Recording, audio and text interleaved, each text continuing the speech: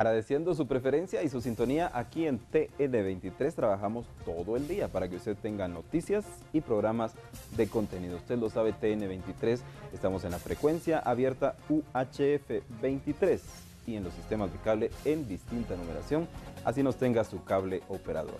Ahora iniciamos esta sección, el rostro de la noticia. En 30 minutos son analizados los temas más importantes para nosotros los guatemaltecos. En este caso, un tema ambiental, pero de mucha importancia. Y es que hace pocos días ha ocurrido lo que algunos califican como algo muy grave para nuestro ecosistema. Y es la contaminación de uno de los ríos más importantes de Guatemala. Ello está afectando a muchos ecosistemas y es de lo cual vamos a hablar en los siguientes minutos. Para ello está con nosotros Carlos Salvatierra, quien es secretario ejecutivo de la Red Manglar e integrante también de la organización Savia. Bienvenido. Correcto, muchísimas gracias por el espacio y esperamos que en esta media hora pues podamos conversar sobre la importancia de un recurso tan importante como son los manglares y también el caso del río La Pasión. Sí, hablaremos entonces en el transcurso del programa sobre el impacto en el río, pero para empezar es muy importante la definición de términos, por ejemplo, manglar y también la entidad de ustedes, ¿a qué se dedica? Sí, la Red Manglar Internacional es una red que surge ya hace muchos años. Nosotros estamos cumpliendo 14 años de existencia. La Secretaría Ejecutiva está ahora aquí en Guatemala, a cargo de una organización comunitaria que se llama COGManglar, Comunidades Guatemaltecas por la Defensa de los Manglares y la Vida. Y el trabajo que hacemos durante todos estos años es apoyar los procesos de defensa comunitaria de las comunidades que defienden los ecosistemas de manglares y también de otros ecosistemas que están asociados, otros humedales. Porque este ecosistema es uno de los que se encuentran en mayor peligro en todo el mundo. Representa solamente el 1% de los bosques del planeta, pero también es una de las unidades ecológicas más importantes y más productivas. Entonces, el manglar es una fuente de recursos constante para las poblaciones. En nuestra definición o la concepción que nosotros tenemos, vemos el manglar como un ecosistema, porque es un elemento natural donde interactúan pues, seres vivos y también otros elementos del ambiente. Es un tipo de bosque también, está catalogado como un tipo de bosque y también como un humedal. Entonces el ecosistema manglar es altamente productor de muchas especies y nosotros, si tal vez para los que nos están viendo, se han ido a las áreas de Monterrico, estos arbustos y estos árboles que se ven... Por ejemplo, lo que tenemos en imágenes en este momento, ¿puede servirnos para la explicación? Sí, los manglares de hecho se encuentran, muchas veces los vemos a las orillas de los ríos, en los esteros, pero la característica más importante que tienen una de sus especies es que tiene unas raíces muy grandes y esas raíces son muy características de los manglares. Les sirven porque están prácticamente en un medio que es un medio muy inestable, en el cual las aguas frescas, digamos las aguas que vienen de tierra adentro por medio de los ríos, se unen nuevamente con las aguas del mar. Entonces aquí el ecosistema y las especies se han adaptado para ser altamente tolerantes a la sal.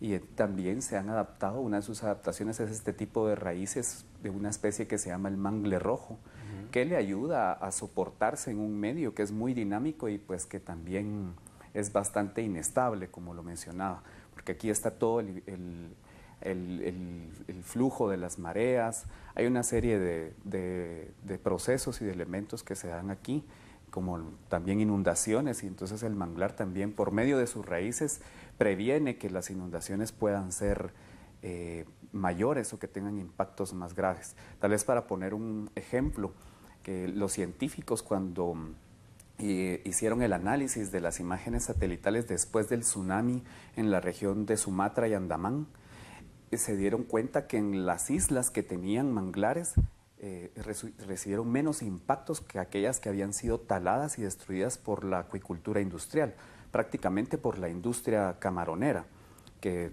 deforesta y destruye todas las zonas de manglares. Entonces, el manglar es una cortina protectora de las costas, es una fuente de alimentos, es una fuente de recursos.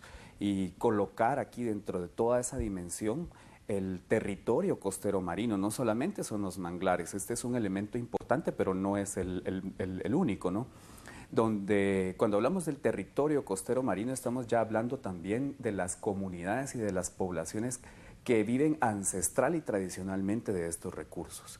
Entonces, nuestro trabajo en Red Manglar Internacional es visibilizar el papel que tienen estas poblaciones y estas comunidades en la defensa de su territorio, pero también en la producción de alimentos. Muchas veces no sabemos que el pescado que nos estamos comiendo o el camarón, que no venga por supuesto de una piscina camaronera, pero que ha sido recolectado por un pescador, por un conchero o por una pescadora. Sí, precisamente. ¿Cuáles son las especies entonces que viven y se reproducen en los manglares? Mira, hay una diversidad de especies, de mamíferos. Tal vez una característica más visible de estos ecosistemas sean las aves, porque son sitios muy importantes para la anidación de las aves y para que ellas, pues, dentro de sus recorridos de migración puedan encontrar un lugar en el cual puedan abastecerse de alimentos y de abrigo, de tener un refugio. De hecho, por eso han sido muchas zonas de manglares y de humedales declaradas como humedales de importancia internacional. En la Convención Ramsar, que viene una convención que es desde 1971-72, que fue en la ciudad de Ramsar, en Irán. Entonces, muchos de estos lugares han sido declarados como patrimonios de la humanidad, como humedales de importancia internacional. De hecho, en nuestro país, en el Pacífico, tenemos uno que es el Manchón Huamuchal, que es una zona muy importante precisamente por toda la diversidad de especies, entre peces y crustáceos, donde están los cangrejos, ¿verdad? También los camarones, y que estas especies, muchas de ellas también ya están en peligro de extinción. Usted mencionó que hay personas o industrias que deforestan los manglares. ¿Esto siempre es ilegal o a veces hay permisos del Estado para hacerlo? Es un problema muy grande. Yo creo aprovechar este comentario que usted hace, porque eso creo que es uno de los principales desafíos que tienen las comunidades y quienes trabajamos en la defensa de estos ecosistemas. Hay una fuerte presión de las industrias, no solamente la industria camaronera.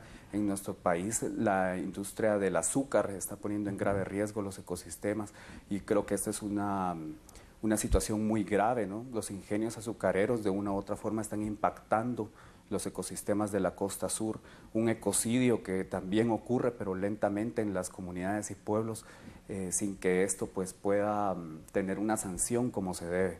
Entonces hay muchas industrias dentro de lo que nosotros hemos visto, la palma africana, las camaroneras, la industria de la sal y también el cambio del uso de los suelos cuando se aprueban proyectos por parte de las autoridades de construcción, ya sea de puertos, de dársenas o de complejos urbanísticos. Entonces, y muchas de esas cosas suceden en territorios que son territorios de la nación, en el caso de Guatemala. Estamos hablando de impactos que se dan en zonas que son del Estado y al ser territorios del Estado son tierras que tienen un carácter patrimonial, nos pertenecen a todos nosotros, aún estando en arrendamiento, ¿no? Existe una ley que es la ley de la OCRET, que pues le da la facultad a la OCRET de poder arrendar estas tierras, que en el caso de la costa son alrededor de 3 kilómetros a partir de la línea de la marea, 3 kilómetros de tierra adentro. Con excepción de las áreas que estuvieron antes declaradas, ¿no? De 1954. Entonces es importante saber esto, que nuestras costas prácticamente, la mayoría de ellas son tierras del Estado, son tierras que tienen este carácter patrimonial. ¿Hay sanciones para estos depredadores en papel, por un lado, y por otro que ustedes sepan que se han aplicado sanciones? Es muy difícil el poder lograr una sanción contundente. Nosotros hemos hecho denuncias para estas industrias, principalmente en el caso de la caña de azúcar, ¿no? En el área de Champerico, por el desvío de los ríos. El problema que vemos es que estos casos generalmente y lamentablemente quedan en la impunidad, y porque vemos también cierta complacencia de las autoridades del gobierno con estas industrias, a pesar de que nuestra legislación yo creo que debe de ser mejorada respecto a las sanciones por daños al ambiente y la degradación ambiental, pero aún con los instrumentos que se tienen creo que se podría hacer muchísimo más. Y por supuesto nosotros nos enfrentamos muchas veces a esta impunidad, ¿verdad? Los casos que quedan impunes. ¿Hay convenios internacionales a los cuales Guatemala esté adscrito? Hay varios que tienen relación con este tema. Tal vez el más importante, como mencionaba, es el convenio para los humedales de importancia internacional, que es el convenio Ramsar, del cual Guatemala es signatario. También existe el convenio de diversidad biológica y está la Convención 169 de los pueblos indígenas y tribales, en los cuales también, ¿no?, tienen algunos elementos importantes para reforzar la defensa de este patrimonio natural. Uno de ellos es la consulta a las comunidades sobre ciertos proyectos que puedan atentar contra su patrimonio, y el tema de la minería, hablando de las industrias extractivas, es uno de los que tal vez en nuestro país ha utilizado mayor, ¿verdad? Las organizaciones han utilizado este mecanismo de consulta a través del convenio 169. Gracias, Carlos. En este momento vamos a ir a la pausa, pero al volver vamos a hablar precisamente de esta contaminación del río La Pasión al norte de nuestro país. Volvemos de inmediato.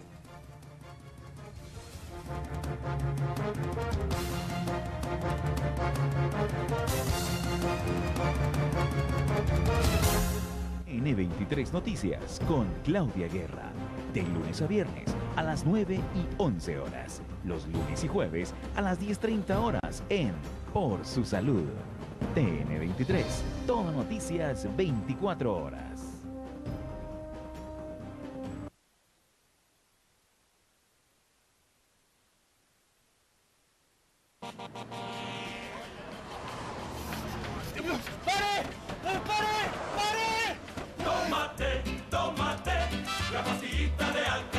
La pastillita de Alca-AD actúa directamente donde la diarrea se origina, cortándola de una vez. Alca-AD y la diarrea se te fue. La gripe siempre empeora de noche. Toma Tapsin Noche, las cápsulas verdes que actúan rápidamente contra los peores síntomas de la gripe. Tapsin Noche y Tapsin Día, de Tapsin. Por más de 10 años recorrí Guatemala. Gracias a todos los guatemaltecos por las muestras de cariño. Eso lo llevaré siempre en mi corazón. Es mi compromiso hacer bien las cosas para nuestro país. Baja Verapaz es uno de los departamentos más bellos de Guatemala. Sus montañas, el Valle de Salamá, su Rabinal-Achí y su gente. A pesar de todo ello, la pobreza es latente en cada esquina. Muy cerca de la cabecera conocí a don Nicolás, un agricultor cuya familia depende de lo que él cosecha. Me comentó que debido a la sequía, la falta de fertilizante y la poca ayuda social, le está costando sacar adelante su hogar. A la gente de Baja Verapaz hay que devolverle la prosperidad. Merecen un gobernante que se preocupe por ellos. Hay tanto por hacer que no voy a parar hasta conseguirlo. Para gobernar Guatemala hay que conocerla. Valdizón, presidente, líder. Esta semana en Alba Cinema te presentamos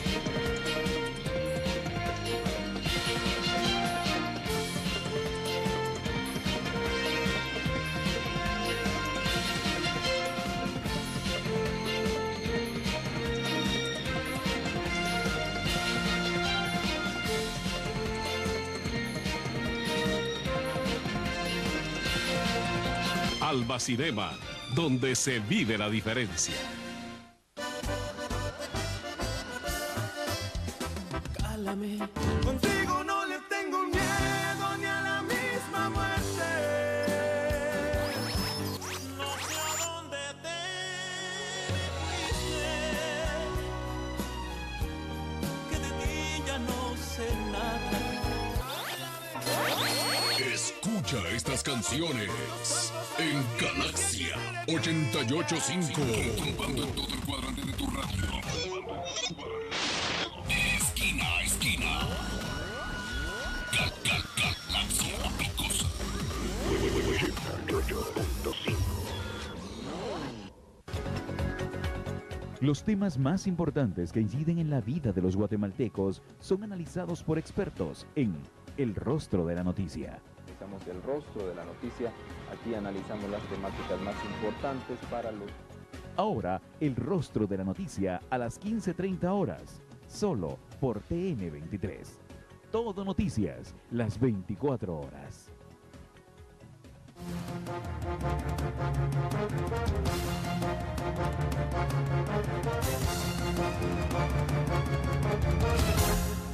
Gracias por continuar con nosotros en TN23 y en el rostro de la noticia. Hoy hablando sobre un tema ambiental de mucha importancia y de mucho impacto, y es la contaminación en el río La Pasión. Lo conocemos desde hace algunos días a este momento. Hay muchos análisis profundos que se han hecho y pronunciamientos sobre esta temática que aún no está resuelta. Seguimos con Carlos Salvatierra, secretario ejecutivo de la Red Manglar Internacional y miembro de Savia. Hablemos entonces de lo que ustedes denominan un ecocidio. ¿Qué nos puede explicar en primer lugar del área geográfica y qué está sucediendo, Carlos? Bien, Víctor, este caso para nosotros entramos como Red Manglar Internacional porque vemos un peligro muy grande en que la contaminación, aparte de estar afectando y de tener ya graves impactos para las comunidades locales, pueda este caso ser mayor y llegar a un problema binacional en el caso de México. Nuestro tema es la defensa de los manglares, pero por supuesto que la defensa de la vida en general. Este río, el río La Pasión, en Petén, como sabemos, pues pasa por Sayacché, pero nace en las montañas de las Verapaces, de Alta Verapaz. Y luego se van sumando otra serie de ríos de pequeño y mediano tamaño, pero que luego La Pasión se une con otros ríos y forman el Usumacinta. Este río llega a territorio mexicano en el estado de Tabasco y desemboca a una zona muy importante de humedales y manglares que se llama los pantanos de Centla. Aquí hay una riqueza muy grande de humedales, pero también de este ecosistema que hablamos al principio, que es el manglar. Entonces nosotros hicimos un primer pronunciamiento la semana pasada expresando nuestra preocupación y primero en nuestra solidaridad con las comunidades de Sayacché. Hemos visto las imágenes, sus testimonios, hemos estado en comunicación con algunos medios de Sayacché y realmente es terrible. Entonces creo que es prudente y amerita que nos solidaricemos con ellos, porque nadie mejor que ellos puede y en este momento sabe cuáles son los impactos que se están viviendo. Entonces, y que estos impactos de los que hablamos podrían tener una repercusión mayor para otras comunidades en el área de México y a otros ecosistemas. Y esto no queremos que suceda. El día de hoy desde Petén me comentaban desde Sayacché que la contaminación está llegando ya a 40 kilómetros hacia otra comunidad y con los mismos efectos. Entonces, ¿qué están realmente haciendo las instituciones del gobierno para responder a este caso? Y además atender a las voces de las comunidades que exigen una respuesta donde se demuestre además cuáles son o quién es el responsable por la contaminación y el ecocidio. Un ecocidio porque es un crimen contra la naturaleza. Todas estas imágenes de los peces muertos que nosotros hemos podido observar han generado una gran indignación, no solamente en las comunidades de Sayacché, del Petén, sino en general, creo yo, de toda Guatemala. Como ciudadanos guatemaltecos tenemos y debemos de indignarnos y de pronunciarnos contra este crimen contra nuestra naturaleza y, como decía, solidarizarnos también con nuestros hermanos peteneros, con nuestros hermanos de Sayacché. Este es un crimen, pero también raya en un racismo ambiental, diría yo, porque son comunidades que históricamente también han estado invisibilizadas.